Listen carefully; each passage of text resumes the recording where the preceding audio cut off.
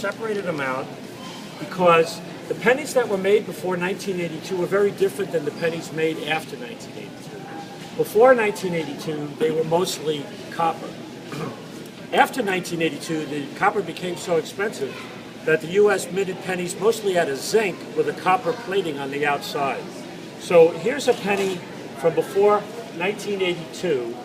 We're going to cool it down, and then we're going to exercise its properties. Okay, do you want to do it or shall I? You can do it. All right. So this penny, I'm going to just... Okay.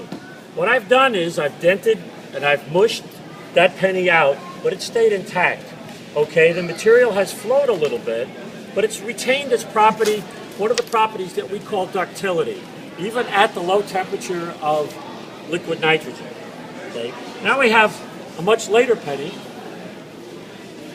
made mostly from zinc.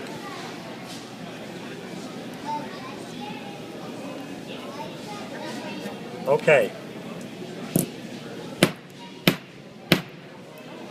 Okay. That material, we say, has made the transition from ductile to brittle.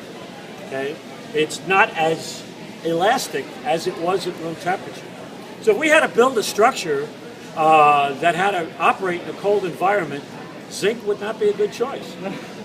Copper might be a good choice. It's a little expensive, but, you know, or materials that behave in a more ductile fashion when they get cold. So what we do in a place like the light source is we study materials and material properties so that we can learn things such as this simple experiment and make better choices when we choose to build things. And that's why you watch